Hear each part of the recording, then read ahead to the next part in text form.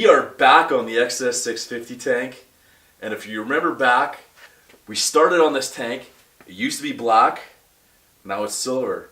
So we're going to get into that in a minute here. So I'm going to give you some background on this tank and what's up with this. This is my buddy Kaetyn's tank. He's got an XS650 that he rides around. His dad loves the XS650. He loves the shape of it. Kaetyn is restoring this tank. He's going to metal finish it, fix up that bike, and he's going to give it to his dad. So this will be kind of a father-son bonding thing going on here.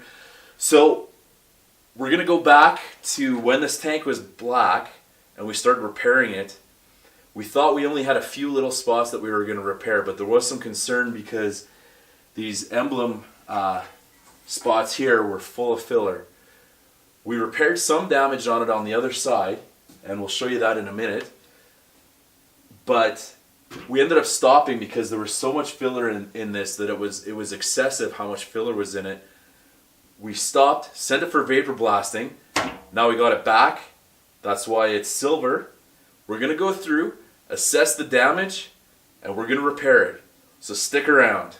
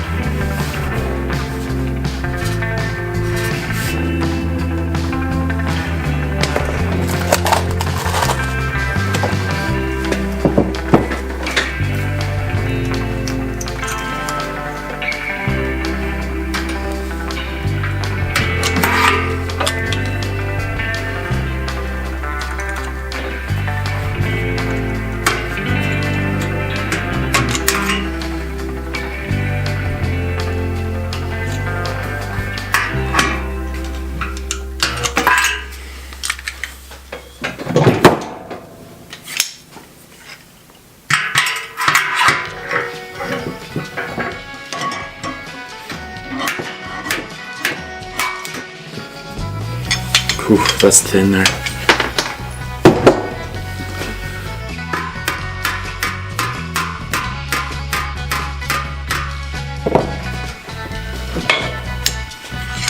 This might be a bad time to tell you that I paid a lot of money for this tank. I don't believe you. I actually got it for like $20. But he had it in a pile of parts and he didn't know what it was. And I'm like, I know what that is. And he's like, well, do you want it? And I'm like, yeah. He's like, give me $20. Sweet. Yeah. That works. He got it in a state. Somebody's husband passed away and some guy kind of knew something about motorcycles. And he's like, well, sell these parts for me. I'm like, okay. Sweet. So that's an awesome story, man.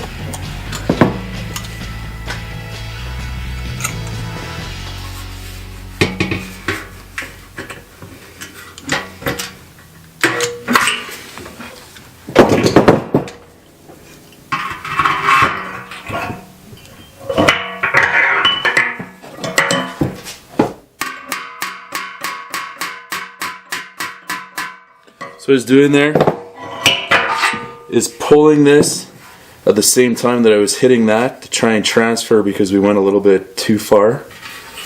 Even it out over there a little bit. And it worked, so continue on doing it like that. About to fill these two little holes. It's super thin right here. Somebody's tried to repair this before and ground the crap out of it. Which is one of the things that you run into if you're trying to repair old stuff like this. Sometimes somebody's already attempted to do some repairs on it and they aren't always the best. Like this being quite overground.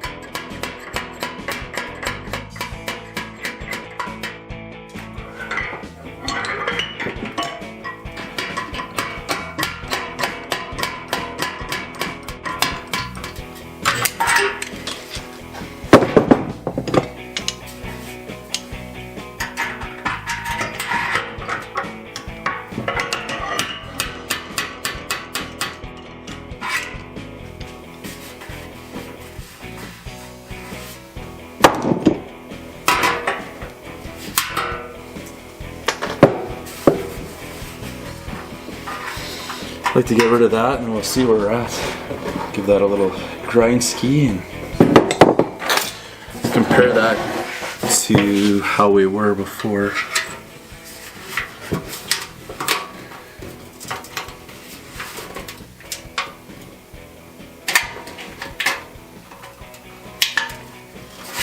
So about the width of where the stud was is where we want to bring it up more.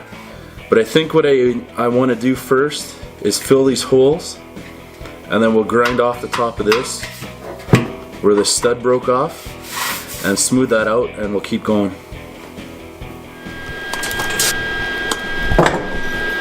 So I'm using, because this is so thin, I'm using the rod kind of as a heat sink and it'll melt it into the hole. You ready? Mm-hmm.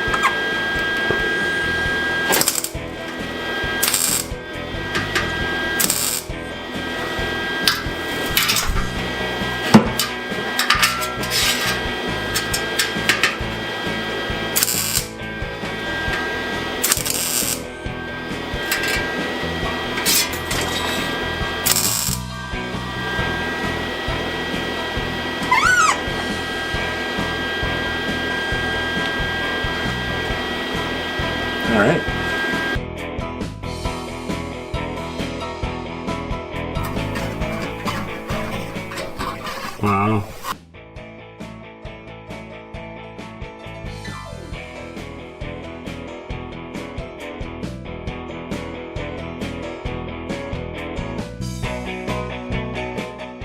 I wanted to stop here because you get to a point where it's a point of no return. So I have the skills. I can metal finish this absolutely perfectly. But you get to a point where, what's the point? So as long as you're staying within under what the specs are on the product that you're using, there's nothing wrong with using a product to help yourself along. A lot of people give Bondo a bad name because of how it was abused in the past. And you have to think, this stuff has been around since the 60s. The technology that's been put into this stuff from the 60s until 2022 has years of research behind it. It has things that'll add adhesion to what you're doing. So if we get ourselves to where, and I'm not saying good enough, you can get a better finish, a more proper, better looking surface using a product and refinishing it properly, because there's an actual trade called prepper refinisher, which is what they do. So after it goes to the body man, and the body man does his metal work, the prepper refinisher does the final filler work and priming, and then it goes for paint. Now you hear a lot of people say, It's just a high-build primer on there. It's not that simple. High build primer, you're still adding mill thickness to it. You're still adding thickness to what you're doing. So why not start out with metal finishing where we are? I mean, we're less than a 30-second low. It looks worse than what it is because there's a lot of surface deviation in a small spot that we've already fixed. But if we're starting out with a surface like this, and we follow the proper steps, so we go body filler, we sand that out, hit all our edges, make it nice, then we do putty over top of that surface, we sand it out, and then we go to another product like slick sand. And this is where people get confused about high build primers. So slick sand is a polyester primer. So polyester is filler. It is filler. What you're doing when you're using a product like slick sand and a polyester filler, it's not so much that you're building thickness on everything. What you're doing is you'll have a spot here, you'll have a spot here. Now if you just put primer over that, just regular high build primer, you're going to have trouble actually sanding that flat. So what the polyester primer does is it gives one finish, one surface for everything to be even. So now you're sanding something that's the same. Whereas I don't care how good you are, when you're mixing your filler and you're adding that hardener, 99% of the people out there are doing it by eye. You're going to have spots that are harder, you're going to have spots that are softer. So now what we're doing is we're adding one small, very thin layer that is exactly the same, because you're spraying it out of the same spray gun onto the same surface. You're sealing in the edges, so what you'll get is bullseyes around where your filler is. So if you just threw primer over that, you're going to have edges around where your primer is. Now what we're doing is we're building up that edge with a polyester primer. We get that sanded out, and if you have low spots, you can throw maybe a little bit of like a product like icing is what I prefer. It's a very fine polyester putty, which is a filler, but the grain in it is a lot thinner. It's a lot smaller. So it would be the difference between sugar and icing sugar would be a good analogy on how you would explain how fine it is. So when we take that and we put that over, now you can primer over that because it's so small The edges are a lot thinner on it. You're less likely to break through if you sand it properly. Or you can put polyester filler over it, or polyester primer over it. Most show cars out there, very few of them get metal finished. Concourse quality, multi-million-dollar cars do. It might surprise you the cost of some of these restorations that are going on. To keep it more budget friendly, now you're relying on products to get that job done. And if you prep your surface properly, they'll never come off and you'll never even know they were there. So if we look back on this tank when we were originally working on it, these were filled. None of it cracked. This here, if we look back, that was almost half an inch deep. Okay, maybe I'm exaggerating a little bit, 3/8 of an inch. So we've pulled that out now. The lowest spot is probably a 32nd of an inch. So the filler that was in there originally was not cracked. And we don't really know how long ago this was repainted and refinished. But just keep in mind that because Bondo, in quotations, gets such a bad name because it's been abused, there's a little more to the story that we'll go through it with you, and we're going to use this as an opportunity to educate people on how to properly do this type of work.